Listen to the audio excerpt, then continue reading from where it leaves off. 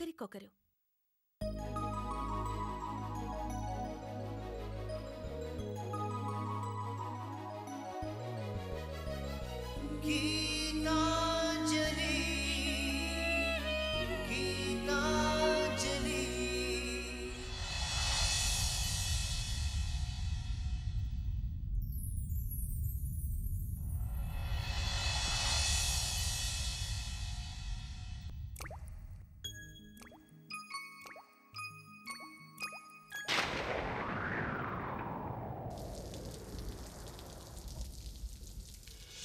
చినుకై చిరు జల్లై మన మనసులు కురవాలి,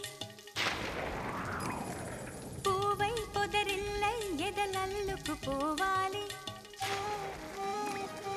చినుకై చిరు జల్లై మన మనసులు కురవాలి, పూవై పొదరిల్లై ఎదలల్లుకు పోవాలి. చిటపట స్వరాల హారానా మురిపాల ముత్యాలే మెరవాలి, మురిపాల ముత్యాలే మెరవాలి.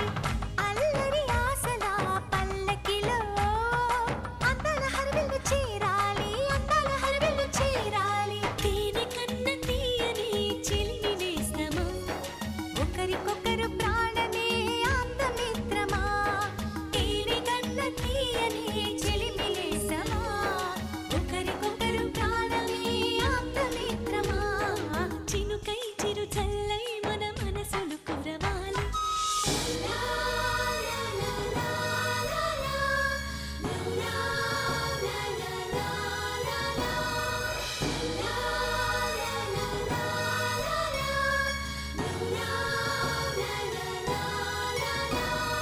గుండె గూడులో బాధైతే చిరునవ్వు గువ్వ నా తోడంట, మండు వేసవే ముసిరేస్తే మంచు కొండ నీ నీడంట. కంటి పాపల నువ్వుంటూ కన్నిటి బొట్టుని రానేమో, చిన్నారి స్నేహం ముద్దంటూ నిరుపేద చెట్టుని కట్టావు. ఎన్నెన్ని జన్మలకైనా మనం ఇలాగే పుట్టాలి, తరాలు మారుతున్న గీతాంజలుండాలి. ఎన్నెన్ని జన్మలకైనా మనం ఇలాగే పుట్టాలి, తరాలు మారుతున్న గీతాంజలుండాలి, గీతాంజలుండాలి, గీతాంజలుండాలి.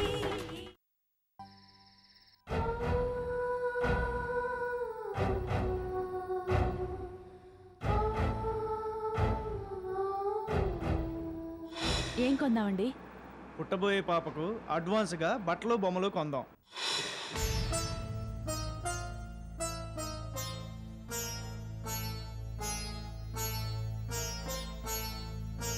గొడవ లేకుండా ఆల్టర్నేటివ్ ఉంది. ఏంటది? పిల్లల్ని కనడం. నువ్వు ప్రతి సంవత్సరం పిల్లల్ని కను, దానివల్ల కొన్ని నెలలు దూరం అవుతాం కదా, అలా విరహం వస్తుంది.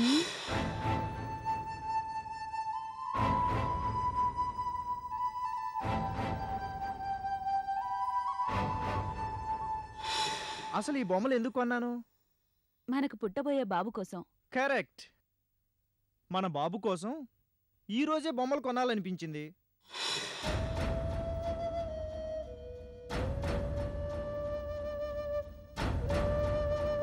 గీతా, జ్యూస్ తాగమ్మా. నాకొద్దత్తా. నువ్వీ పూట అన్నం కూడా తినలేదు, అసలే ఒట్టి మనిషివి కూడా కాదు. ఇలా ఏమీ తినకుండా తాకుండా ఉంటే ఎలా? నీకోసం కాకపోయినా నీ కడుపులో పెరుగుతున్న ఆ చంద్రం బిడ్డ కోసమైనా తాగాలమ్మా. అత్తా, ఆన్ని గుర్తు చేయొద్దు. నేను గుర్తు చేయకపోయినా నీ కడుపు గుర్తు చేయదా? నీ పిచ్చి కాని అతని జ్ఞాపకాన్ని కడుపులో మోస్తూ గుర్తు చేయకు అంటావేంటి? అయినా అతను చేసిన తప్పుకి అతని వదిలేకలవు కాని కడుపులో బిడ్డని కడుపులో చంపేసుకోలేవుగా. అందుకే చెప్తున్నాను గీతా, మనసు రాయి చేసుకుని వేళకు తిని వేళకి నిద్రపోయి బుల్లి చందమామని కను. ఆ చంద్రానికి నీకన్నా అంజలి ఎక్కువనుకో, కాని నీకు నీ బిడ్డ ఎక్కువ కదా. ఆవు మీద కోపం దూడ మీద చూపించినట్టు అతని మీద కోపం అతని బిడ్డ మీద చూపించకు.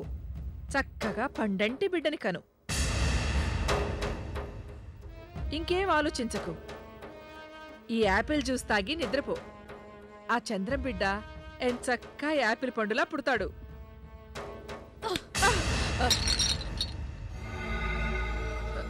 ఏమైంది గీత? ఇలా తోసేసావేంటి? నాకే జ్యూస్లు వద్దు. అలా అంటావేంటి గీత? నాకేం చెప్పకత్తా. నువ్వు వెళ్ళు. నన్ను కాసేపు ఒంటరిగా వదిలేయ్. అలాగే గీత, నీ ఇష్టం. అయినా నేను కనమంటే కంటావా, వద్దంటే మానేస్తావా? నీకేది కరెక్ట్ అనిపిస్తే అదే చెయ్యి.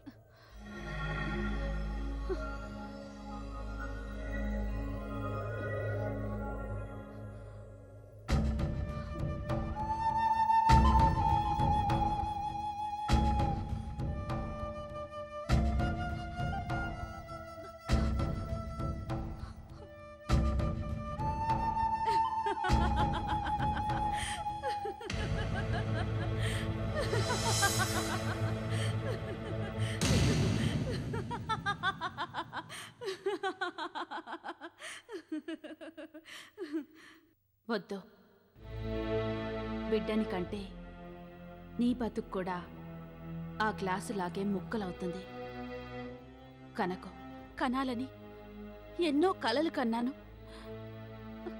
వాటిని చంపేసుకోమంటావా? కలలే కాదు, బిడ్డను కూడా చంపేసుకోక తప్పదు.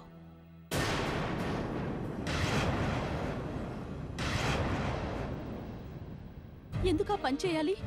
నీ భర్త చేసిన పనికి, ఆయన చేసిన పనికి నా బేబీని ఎందుకు శిక్షించాలి? నీ బేబీయా? నీ భర్త అంజలిని మనసులో పెట్టుకుని నీతో కాపురం చేశాడు. అప్పుడు ఆ బేబీ నీ బేబీ ఎలా అవుతుంది? కడుపు మాత్రం నీది, బేబీ మాత్రం నీది కాదు. ఆ అంజలిది. నో! నీ మంచి కోసమే చెప్తున్నాను. నీ జీవితాన్ని శూన్యం చేసుకోకు. నీ కడుపులో పెరుగుతున్నది నీ బిడ్డ కాదు, అంజలి బిడ్డ. ఆ బేబీని కనకో. నువ్వు చెప్తుంటే కనకూడదనిపిస్తోంది. కానీ వారసుడి కోసం మా మావయ్య గారు చాలా ఆశపడ్డారు. అయితే కను, రోజు ఆ బిడ్డను చూస్తుంటే అంజలి గుర్తొచ్చి ఏడుస్తూ కూర్చో. నీ భర్త చేసిన ద్రోహం గుర్తొచ్చి పిచ్చిదానివై నవ్వు.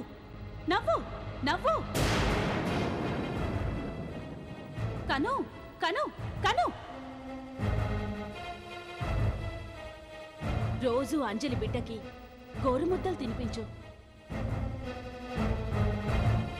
జోలపాడు, పాలిచ్చి పెంచు.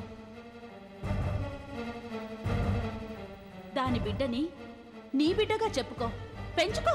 నో! నేను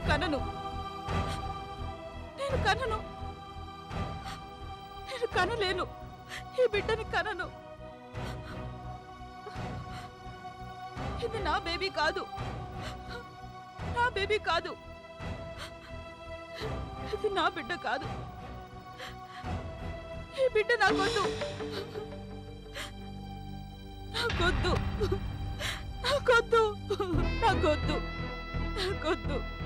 అంజలి, నా కలలన్నీ ముక్కలు చేస్తున్నావు.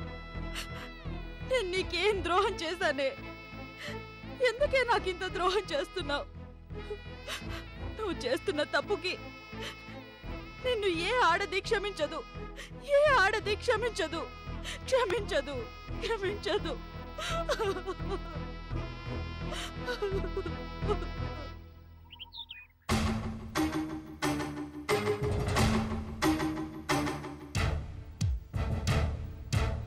మమ్మీ డాడీ చూస్తే ఎక్కడికని అడుగుతారు.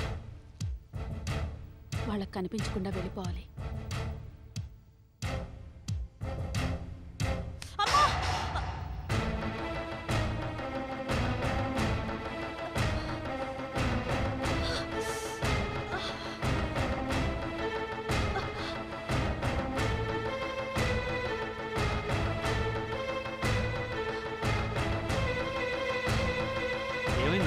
ఏమైందమ్మా? స్టెయిర్ కేస్కి కాలు తగిలింది మమ్మీ. అయ్యో, ఏది చూడు నువ్వు. అయ్యో, రక్తం వస్తుంది. పర్లేదు మమ్మీ. పదమ్మా హాస్పిటల్కి వెళ్దాం. వద్దు డాడీ, చిన్న దెబ్బేగా. కాలికేనా తగిలింది? కడుపుకేం తగలలేదుగా? లేదు మమ్మీ. కాలికి తగిలితే పర్వాలేదు, కానీ కడుపుకి తగిలితేనే ప్రమాదం. జాగ్రత్తమ్మా. సరే మమ్మీ, నేను బయటకు వెళ్ళొస్తాను. ఎక్కడికే? ఏ చెప్తే గాని వెళ్ళనివ్వరా? అది కాదే, శకునం బావుండలేదు. కాలికి దెబ్బ తగిలి రక్తం వచ్చింది. ఈ టైంలో వెళ్తానంటావేంటి? అవునమ్మా, నీకు ప్రెగ్నెన్సీ వచ్చాక ఇలా జరగటం రెండోసారి. ఇంత క్రితం ఇదే మెట్ల మించి జారిపడ్డావు. అదృష్టం బాగుండి ఏమీ కాలేదు. ఇప్పుడు మళ్ళీ అలాగే జరిగింది. ఇలాంటప్పుడు బయటకు వెళ్ళటం ఎందుకమ్మా? డాడీ, మమ్మీకి పూర్ సెంటిమెంట్స్. మీరు కూడా ఏంటి? పూర్ సెంటిమెంట్స్ కాదే, అసలే నీ బిడ్డకి బాలారిష్ట దోషం ఉందన్నారు. ఇంతకు ముందు మెట్ల మీద నుంచి పడినందుకు మీ మావగారు ఎంత గొడవ చేశారో నీకు తెలుసుగా. నాకేదో భయంగా ఉంది. ఏమైనా నువ్వు బయటికి వెళ్ళడానికి వీల్లేదు. మమ్మీ, నన్ను ఆపొద్దు. ఇప్పుడు ఆపినా మీ కళ్ళు కప్పి వెళ్ళిపోతాను. నన్ను మీరు కాపలా కాయలేరు. మీరిలా ఆపుతారనే మీకు చెప్పకుండా వెళ్ళాలనుకున్నాను. చిన్న దెబ్బ తగిలి ఇంత సీన్ క్రియేట్ అవుతుందనుకోలేదు. గీత, నా మాట విను. నువ్విప్పుడు డాడీ, మమ్మీకి మీరైనా చెప్పండి. ఏంటే ఆయన చెప్పేది? లక్ష్మి, దాన్ని వెళ్ళని. ఏమండి? నేను చెప్తున్నాను, వెళ్ళని. వెళ్ళమ్మా. దారిలో ఏ క్లినిక్లోనైనా ఫస్ట్ ఎయిడ్ చేయించుకుని వెళ్ళు. చిన్న దెబ్బ నెగ్లెక్ట్ చేస్తే పెద్దదవుతుంది.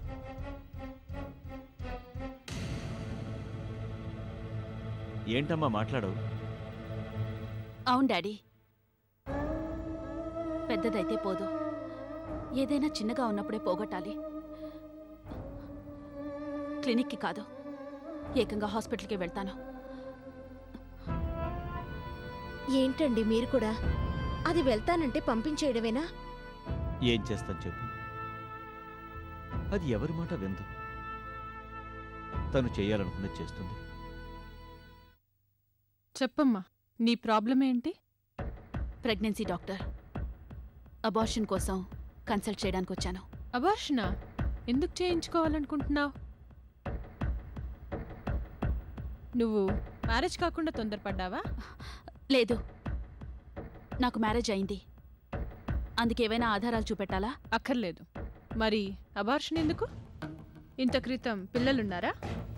నాకిప్పుడే పిల్లల్ని కనాలని లేదు. ఏమ్మా, ఎంజాయ్మెంట్ కోసమా? దానికోసమే అయితే ప్రెగ్నెన్సీ రాకుండా చూసుకోవాలి కానీ అబార్షన్ చేయించుకోకూడదమ్మా.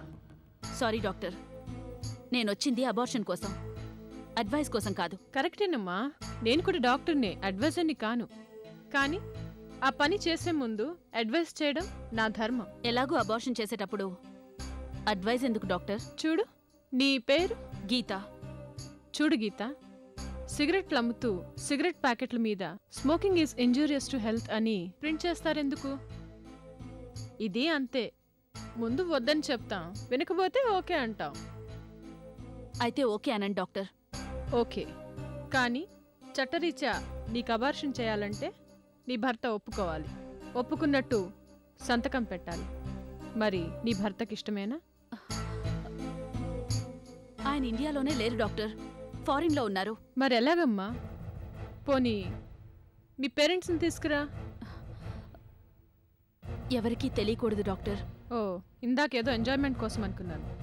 ఇప్పుడు అర్థమవుతోంది. నువ్వేదో ఫ్యామిలీ ప్రాబ్లమ్స్ వల్ల ఈ పని చేస్తున్నట్టున్నా.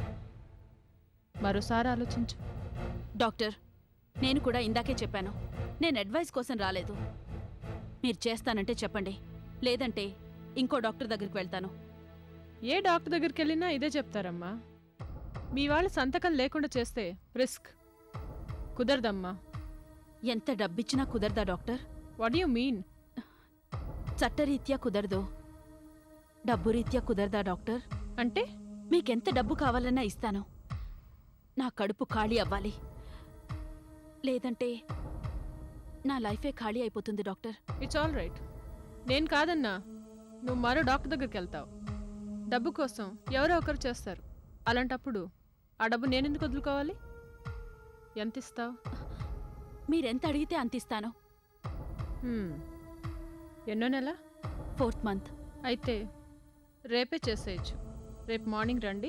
అలాగే. Thank you doctor. ఏంటో ఈ కాలం పిల్లలు పిల్లల క్షేమం కన్నా తమ క్షేమం చూసుకుంటారు.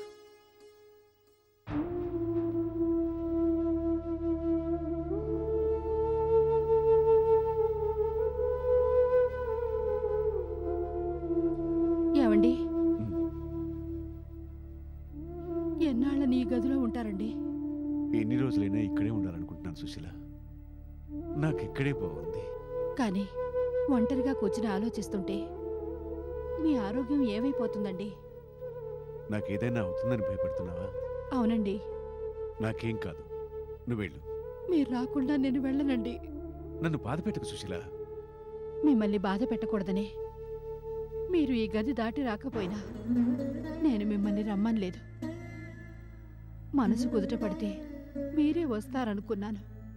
కానీ ఎన్ని రోజులైనా మీరు ఇలాగే ఉండేలా ఉన్నారు. అందుకే పిలుస్తున్నాను.